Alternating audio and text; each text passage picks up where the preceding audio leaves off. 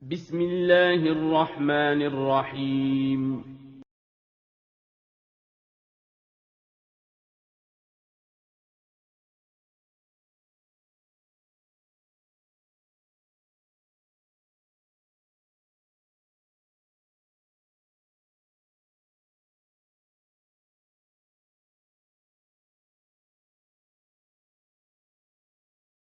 Bismillahirrahmanirrahim. Assalamualaikum warahmatullahi wabarakatuh. Alhamdulillahi wassalatu wassalamu ala rasulillah wa ala alihi wa sahbihi ajma'in.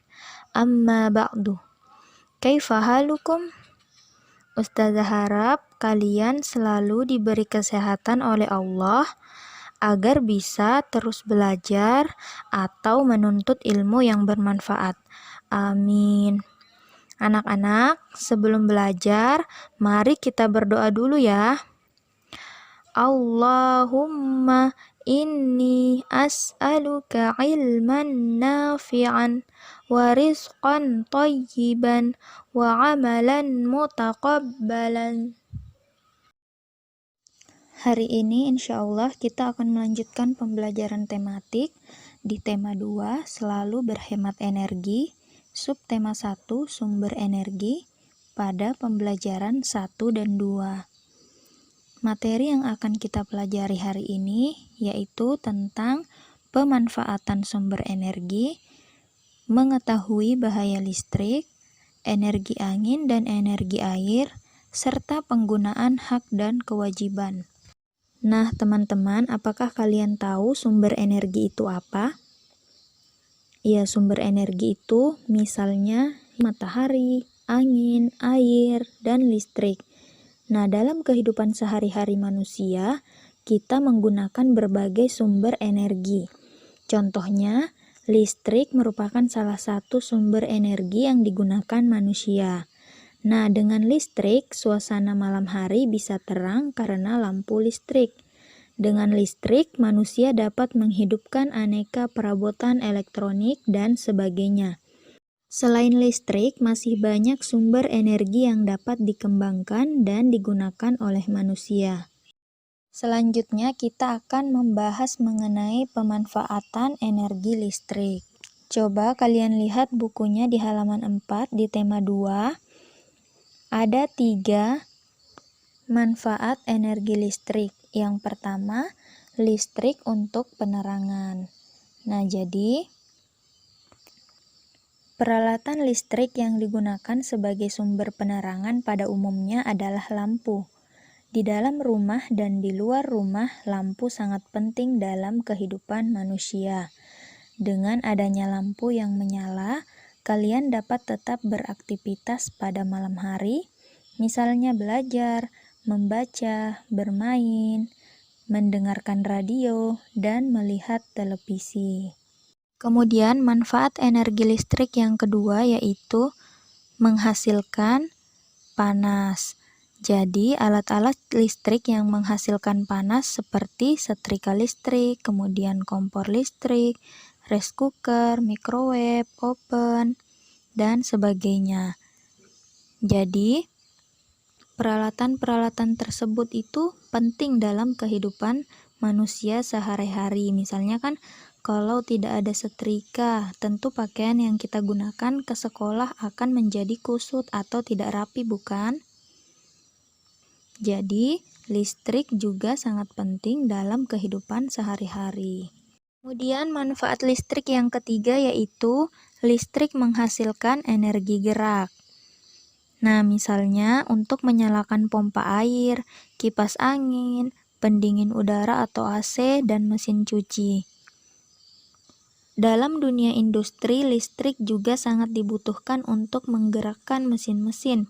Contohnya adalah mesin penutup botol otomatis, ban berjalan, mesin cetak, dan mesin pengemas. Jika sehari atau 1 jam saja listrik mati dan mesin-mesin berhenti beroperasi, bayangkan berapa besar kerugian yang ditanggung oleh perusahaan tersebut. Nah, jadi listrik ini sangat erat kaitannya dalam kehidupan sehari-hari ya anak-anak.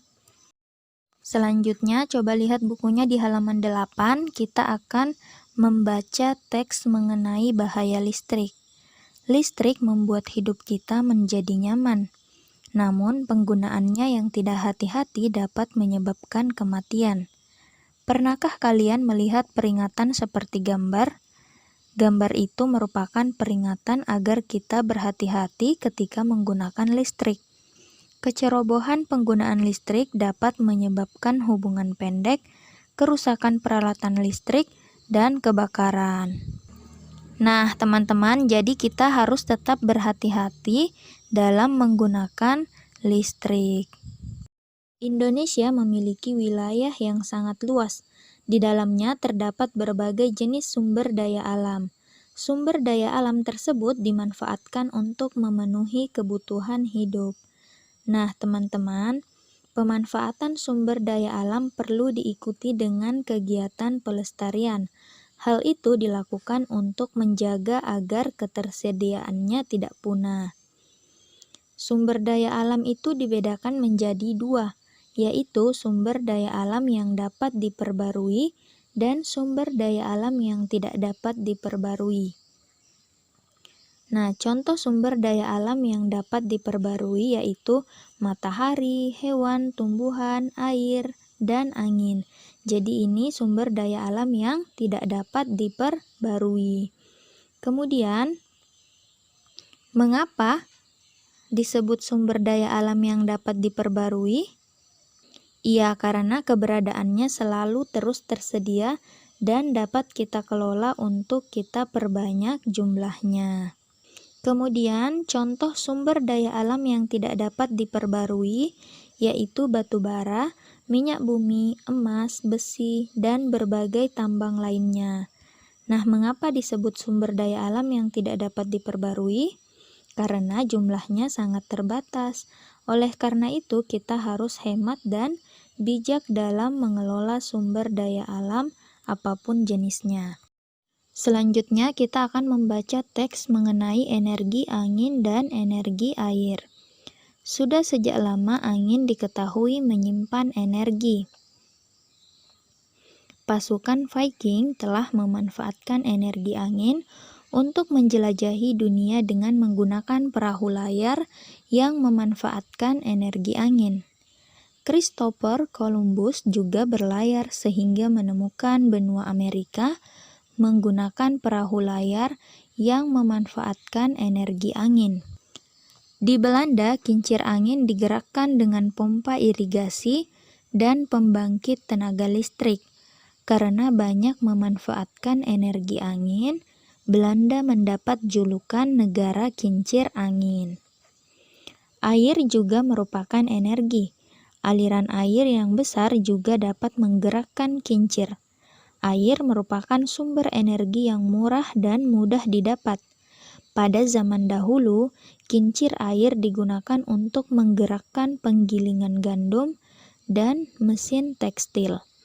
Penggunaan kincir air ini digunakan sejak zaman Romawi. Meskipun memanfaatkan teknologi tradisional, mesin penggiling gandum ini sampai sekarang masih digunakan di beberapa daerah. Di samping itu, kincir air juga dapat berfungsi sebagai pembangkit tenaga listrik. Pembangkit itu disebut PLTA atau pembangkit listrik tenaga air. PLTA mengelola air dari sungai diubah menjadi energi listrik. Aliran air akan menggerakkan kincir air. Kincir air yang berputar digunakan untuk memutar generator.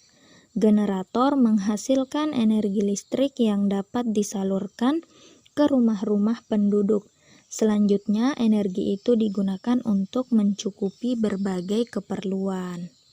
Nah, teman-teman, jadi sangat banyak sekali manfaat dari energi angin dan energi air pada teks bacaan tersebut. Seperti kita ketahui, setiap orang berhak mendapatkan air bersih. Oleh karena itu, setiap anggota masyarakat juga harus melaksanakan kewajibannya dengan baik. Jadi, air bersih ini adalah sumber air yang bisa digunakan untuk keperluan sehari-hari. Contohnya untuk mencuci, mandi, minum, masak, dan sebagainya. Nah, hak kita untuk mendapatkan air bersih, untuk memasak, kemudian untuk mencuci piring, mandi, dan sebagainya. Nah, tapi jangan lupakan kewajiban kita. Misalnya, kita tidak membuang sampah atau limbah sembarangan ke sumber air atau tempat yang bisa mengalir ke sumber air. Kemudian kewajiban kita yang lain misalnya menggunakan air sesuai dengan kebutuhan, jadi tidak berlebihan. Kemudian mematikan keran air saat tidak digunakan. Nah, ini dapat digunakan untuk menghemat energi. Jadi, selain kita memiliki hak, kita juga harus menjalankan kewajiban terhadap hak tersebut. Nah, sekarang apa yang dimaksud dengan hak? Ya, jadi hak adalah sesuatu yang mutlak menjadi milik kita. Nah, contoh hak yang lain apa, anak-anak? Ya, misalnya hak untuk sekolah, kemudian hak untuk mengeluarkan pendapat, dan sebagainya. Sekarang, apa pengertian dari kewajiban? Ya, jadi kewajiban adalah sesuatu yang harus kita kerjakan dengan penuh tanggung jawab. Misalnya tadi, hak kita yaitu mendapatkan pendidikan yang layak. Nah, kewajiban kita ini apa? Nah, jadi kewajiban kita yaitu kita harus belajar, kemudian melaksanakan tata tertib sekolah, dan misalnya mengerjakan tugas-tugas yang diberikan oleh guru. Nah, jadi ini merupakan contoh kewajiban.